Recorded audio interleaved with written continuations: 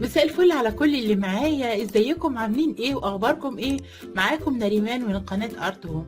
لو اول مرة تشوفونا يا ريت تعملوا لنا لايك وشير وسبسكرايب، يعني اشتراك في القناة، وفعلوا زر الجرس عشان يوصلكم كل جديد. السلام عليكم، ازيكم عاملين ايه واخباركم ايه؟ يا رب تكونوا دايما بخير. النهارده انا جايه لكم في فيديو جديد، هنعمل ديكور جميل قوي ان شاء الله يعجبكم. اللي انا هحتاج خافض اللسان، علبه خافض لسان، وهحتاج كرتونه، اي كرتونه فاضيه عندي. هحتاج كمان رسمه او مناديل ديكوباج، اي حاجه موجوده عندنا. ويلا بينا نشوف هنعمل ايه ونشوف الخطوات. هنا انا اول خطوه عندي ان انا اجيب اللي هو خافض اللسان. خافض اللسان دون بيتجاب من عند محلات اللي هي بتبيع المستلزمات الطبيه. انا جبته مره ب10، بعد كده بقى ب12، ودلوقتي جبته اخر مره جبته ب15. موجود في الصيدليات والمكاتب، بس بيبقى ب25.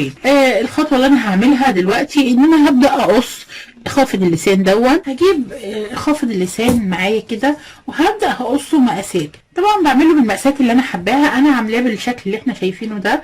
جيت هنا في النص عملت واحده كبيره شويه، بدات اصغر هنا اللي هي دي قد دي. ده يبقى هنا انا جيت عملت جنب، قست الجنب بتاع الكرتونه وقصيت عليه المقاس بتاعه بالظبط. والتانيين دول اللي الناحيه التانيه دول جنب الكرتونه بالجنب ده. يبقى انا قصيت الحاجه على اساس اللي انا عايزاه. ده بيتقص بكل سهوله. هنا ممكن اقص جزء بالنص كده. مفيش مقاسات محدده، على حسب.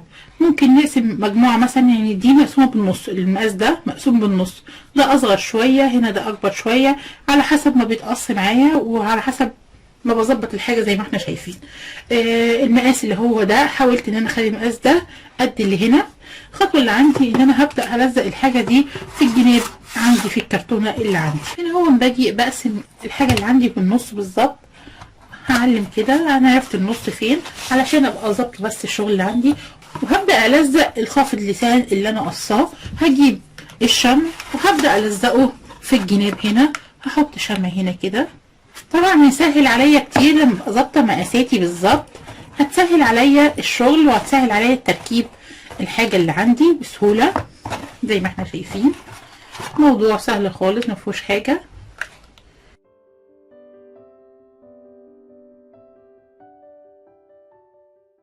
هاجي في الجنب بقى هنا هعمل ايه. الجنب هنا هو هحط واحده بطولها. هجيب واحده اقصر سنه صغيره، يعني انا هشيل بس الجزء اللي هو اللافف الاخد دوران ده. شلت الجزء ده بس، وهحط هلزق دي كلها هنا كده فوقيها كده هو، بحيث ان انا يتلزقوا في بعض عشان يجمد لي الجنب ده. عشان الجنب دون هعمل فيه شغل يبقى جامد. وهحط اكمل تركيب الحاجه اللي عندي. في عندي هنا حته كده فاضيه، جيت قسمت كذا واحده منهم بالنص كده زي ما احنا شايفين. وهبدا هحطهم في الجزء اللي هنا ده كده جنب بعض، بحيث ان انا اداري الجزء اللي هنا. انا كده خلصتها بالشكل ده، وانا عملت الجناب وعملتها كلها بقى بالمنظر ده عندي. الخطوه اللي انا عندي دلوقتي ان انا هبدا ادهن. هجيب بلاستيك ابيض عادي خالص وهبدا ادهنها كلها من بره ومن جوه. هي لو واحنا بندهن لو احتاجت وش تاني هنخلص وش وبعد كده نديها وش تاني على حسب. ممكن نستكفى بوش واحد مفيش مشكله، لاني لسه هعمل عليها شغل تاني.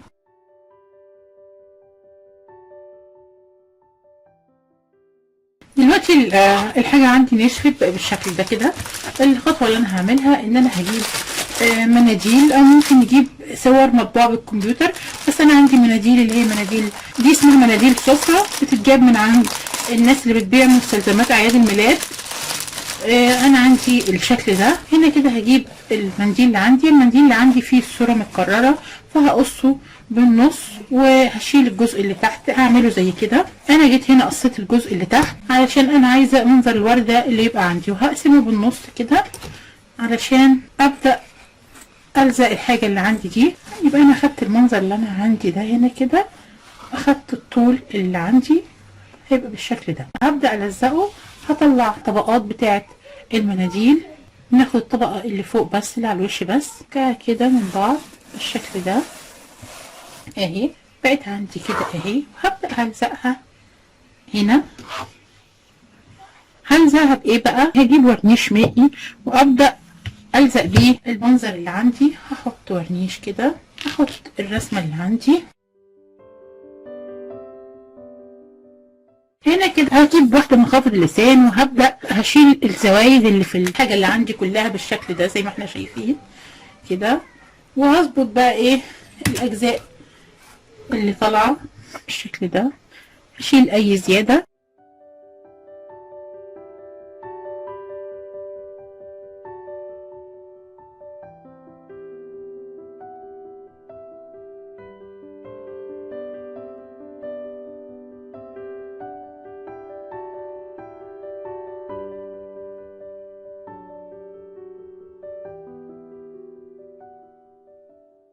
كده السبب بتاعي بقى بالشكل ده. عملته من بره كده داير وعملت من جوه كمان. انا لسه طبعا جوه هكمله دانتيل بالشكل ده، في ورده كده شكلها جميل.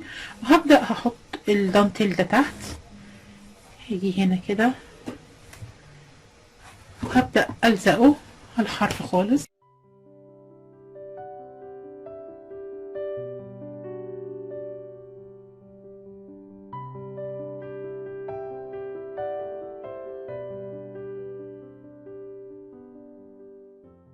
انا هنا جبت خيط مكرميه، طبعا ممكن اي خيط عندنا، ممكن خيط خيش او اي خيط.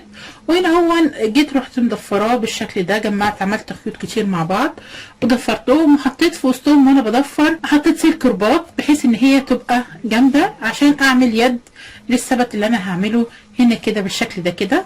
هنا كده انا خلصت الثبات بقى عندي بالشكل ده كده. دلوقتي هجيب برطمانين، اي برطمانين، وهعمل فيهم ايه؟ هجيب غيره ابيض بس هجيبه بسمكه، مش عايزه اخففه، وهاخد منه على طول كده.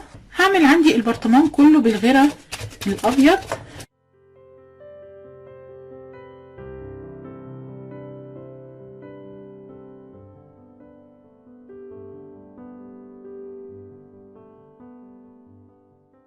هي لسه طريه كده. هجيب عندي الجزء اللي انا شلته من مناديل اللي هو الازرق دوت، وهاجي هنا هحطه تحت كده على الغيره وهو لسه طري علشان يلزق معايا بالمره. هجيب التانية دي هحطها المرة دي هنا فوق، هحط واحدة كده واحدة كده، وهاجي على المناديل بالراحة وهعمل برضو بالغيرة بالشكل ده كده. هسيبهم ينشفوا وبعد كده هعمل فيهم حاجات بسيطة تاني، هنشوف بقى هنعمل فيهم ايه.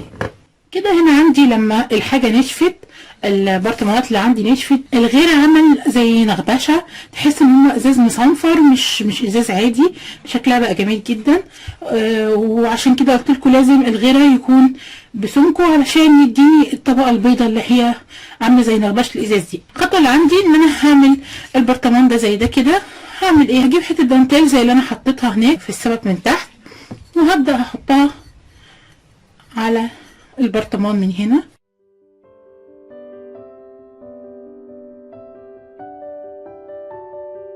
هاجي هنا جبت ستان وعملت فيونكة صغيرة كده، وهاجي هنا احطها في الجزء ده هنا كده.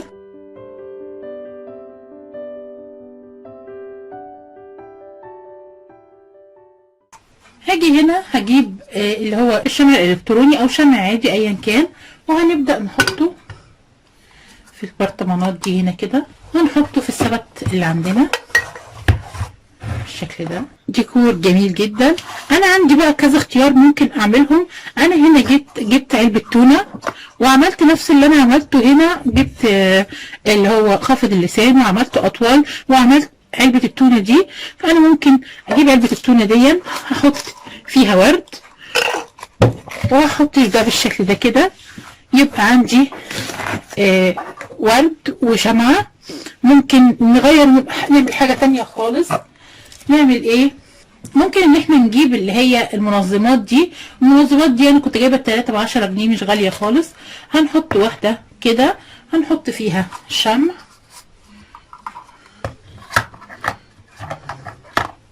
وهنحط الورد ده وفي الصغيرة دي وهنحطهم جنب بعض. ده لو احنا مش حابين نعمل البرطمانات. يبقى عندي اختيارين، ان انا ممكن احط فيهم حاجة جاهزة بدل ما اعمل، ولو احنا حابين نعمل اللي هو البرطمانات زي ما احنا قلنا. انا حابه احط فيهم البرطمانات، ممكن اخلي علبه التونه دي يبقى جنبهم تبقى كده، بحيث ان هي برضو تكمل معايا الديكور.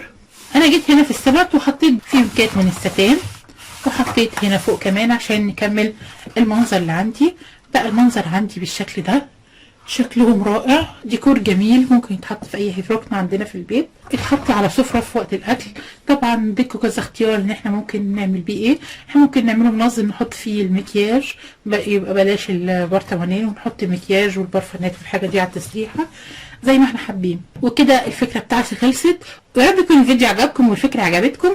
ولو الفيديو عجبكم ما تنسوش تعملوا لي، تنزلوا بسرعة تعملوا لي لايك وتشتركوا معانا في القناة لو لسه أول مرة تشوفونا، وادعموني بلايكاتكم الحلوة، وأسمع كومنت حلو منكم أشوف رأيكم إيه واقتراحاتكم إن أنا إيه الأحلى، هل إن أنا أفضل سايبة البرطمانات أحلى الجزء اللي أنا عاملاه، ولا بالمنظمات أحلى زي ما إحنا شفنا.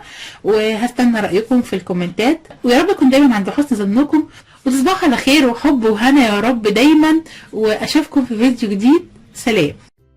يا ماما جميلة، انت حلوة، انت حاجات جميلة وانت شاطرة. وانت جميل يا حبيبي والله، وانت كمان جميل يا حبيبي. انت بتعمل حاجات جميلة. انت اللي جميل يا قلبي. عند ماما مع السلامة.